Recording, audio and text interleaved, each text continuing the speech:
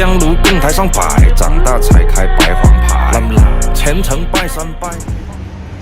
Halo semuanya, selamat datang di talk show Bincang Bareng Mahasiswa, bukan sekedar bincang biasa. Bersama saya Hana Fauzia, dan pasti saya tidak sendirian di sini bersama rekan saya Keisha Firiam. Dan pada perbincangan kali ini kita akan membahas suatu topik yang menarik banget nih, dan tentunya relate sama kita sebagai mahasiswa baru di Universitas Jember. Wah, apaan tuh Kak? Nah, sebagai mahasiswa tentunya kita sudah tidak asing lagi dengan penggunaan teknologi artificial intelligence atau AI. Siapa sih di sini mahasiswa yang nggak berteman sama AI? Pasti kita semua sudah sering menggunakan teknologi ini. Bener banget tuh Kak. Jadi gak bisa dipungkiri kita hidup di zaman teknologi, yang mana di zaman teknologi ini juga berdampak negatif dan juga positif bagi kehidupan kita. Nah, tentunya kita sebagai mahasiswa harus bisa bersikap secara adaptif, kreatif, dan juga inovatif. Nah, tapi di dalam kemajuan yang ada, tentunya ada berbagai tantangan dari berbagai faktor. Oke, sebelum kita mulai ke perbincangan kita kali ini, kita sapa-sapa dulu nih kedua narasumber keren kita kali ini. Nah, gimana kabarnya kakak? Baik. Kompak sekali ya. Oke. Sejauh ini nih, boleh kita sharing-sharing sedikit gimana pengalamannya sebagai mahasiswa semester 1 di Universitas Jember. Apakah udah mulai hektik atau masih aman-aman aja, masih bisa dihandle gitu? Jujur bohong kalau misalnya ngomongnya aman-aman aja. Jujur agak keteteran ya dengan tugas-tugas yang ada, apalagi sekarang kan mau menjelang UAS. Jujur agak hektik karena menjelang UAS itu tugas-tugasnya lumayan banyak. Betul, saya juga setuju dengan pendapatnya Kak Mia, dan bohong banget kalau kita bilang kalau nggak hektik di semester pertama ini ya, apalagi kalau kita ini masih mahasiswa baru dan penyesuaian diri di Universitas Jember ini gitu Kak. Dari penyesuaian kalian berdua tadi, gimana sih kira-kira proses adaptasi kalian di dunia perkuliahan? Oke, jujur kalau proses adaptasinya itu tidak terlalu sulit, karena menurut saya antara SMA dengan perkuliahan itu hampir-hampir mirip, cuman mungkin yang susah itu di bagian adaptasi dengan tugas-tugasnya, karena pasti kan tugas-tugasnya menumpuk ya teman-teman. Pasti para sahabat mahasiswa juga setuju dengan tugas-tugasnya itu sangat menumpuk. Nah, karena tugas-tugas yang menumpuk itu terkadang saya juga sendiri itu terkadang memakai penggunaan artificial intelligence itu atau penggunaan AI untuk membantu tugas-tugas saya seperti itu. Jadi cara adaptasinya tidak lumayan susah, tapi lumayan menyenangkan karena ini adalah hal baru di hidup saya. Betul banget, saya juga setuju dengan pendapatnya Kak Mia, di mana saya juga di sini adalah pengguna AI juga ya teman-teman, untuk mengatasi banyak dari tugas-tugas yang tadi diberikan oleh dosen. Namun kalau misalnya kita bicara tentang culture shock, ini nggak ada yang bikin shock banget ya, kecuali dari jam-jam di perkuliahan kita. Dan karena di perkuliahan ini kan sangat fleksibel ya Kak ya, beda dengan waktu kita SMA begitu. Karena di SMA kita harus full day, harus sampai sore sekali dan di sini kita hanya beberapa jam boleh pulang begitu.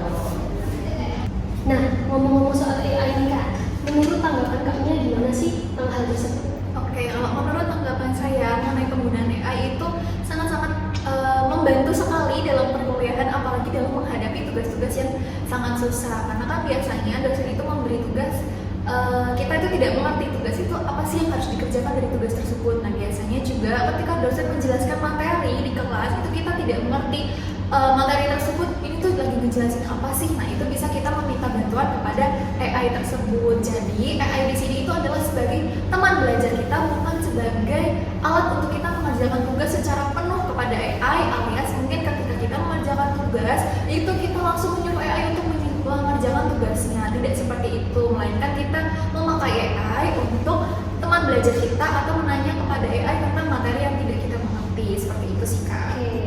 Nah, kalau begitu menurut Kakak, apakah penggunaan AI ini bisa dibenarkan bagi kalangan mahasiswa atau enggak?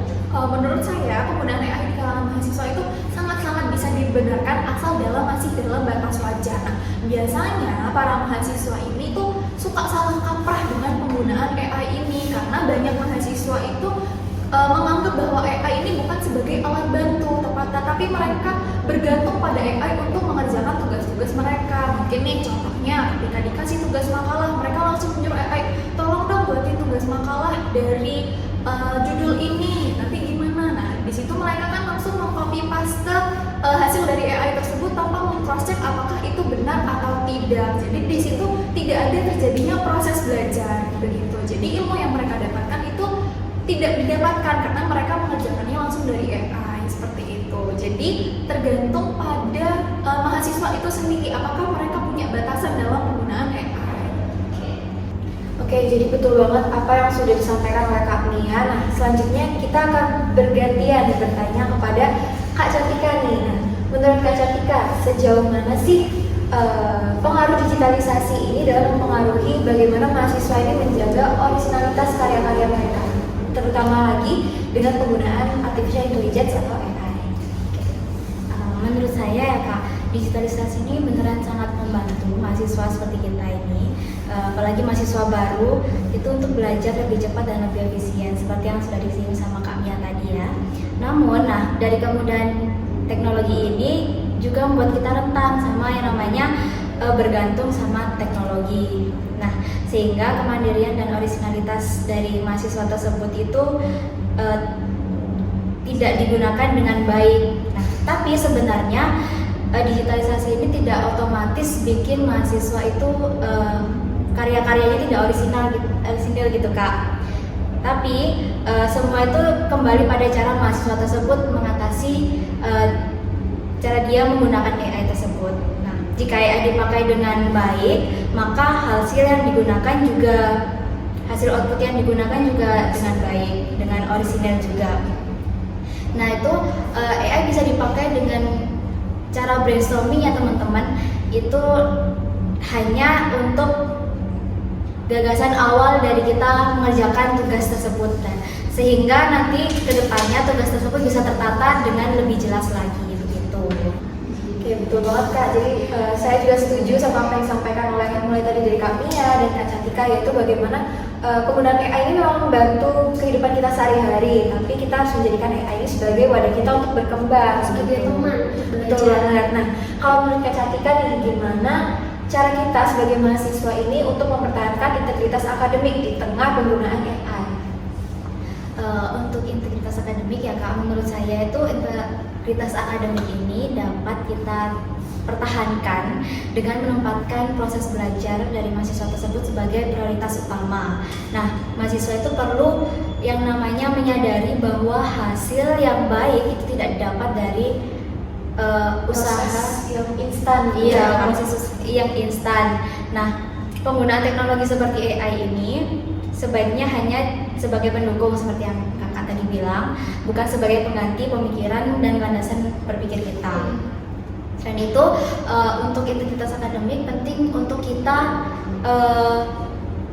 yang namanya selalu mengutip sumber orang lain yang kita dulu pernah ya PKKMB disinggung mengenai plagiarisme gitu.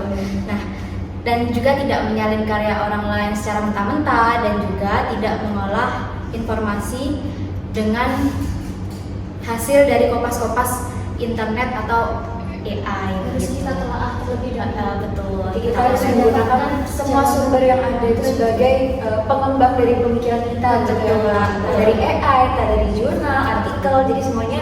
Jadi kita nggak terlalu mentah-mentah gitu. jawaban dari AI tersebut. Kita cari cross check terlebih dahulu sumber-sumbernya, lalu kita kembangkan lagi. Ya, gitu, dari jawaban AI tersebut.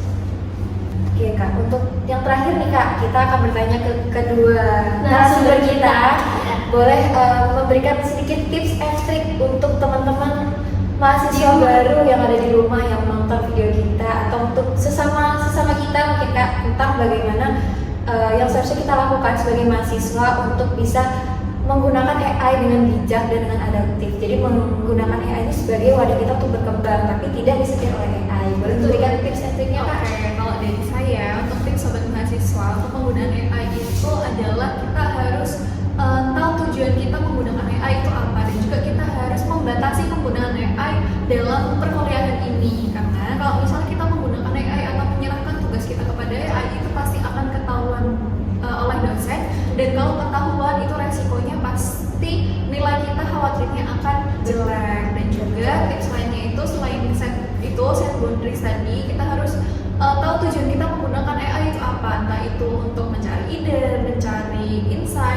sebagainya. Dan juga untuk triknya, ketika kita mencari informasi di AI atau materi di AI itu kita harus cross check dulu materi yang kita dapatkan atau informasi yang kita dapatkan, karena materi atau informasi atau apapun itu yang kita dapat dari AI itu tidak selamanya benar, harus kita cross check terlebih dahulu. Seperti itu sih Kak kalau tips and trick dari saya.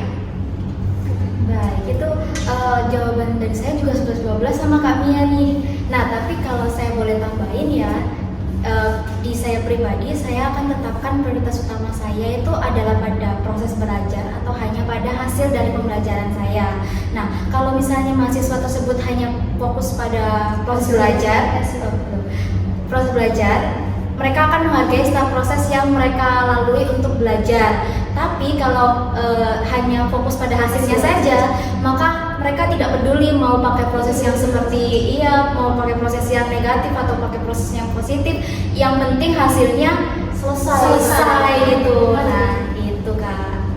Menarik banget ya teman-teman tips and trick yang sudah disampaikan oleh kedua narasumber kita, bahwa penggunaan AI ini memang kita harus pintar-pintar ya Kak untuk menggunakan AI. Jadi kita harus bisa menjadikan AI ini sebagai partner kita, tapi bukan kita yang dikendalikan oleh AI gitu. Jadi kita sebagai mahasiswa juga harus bisa memprioritaskan bagaimana proses belajar kita, bukan hanya berorientasi pada hasil saja.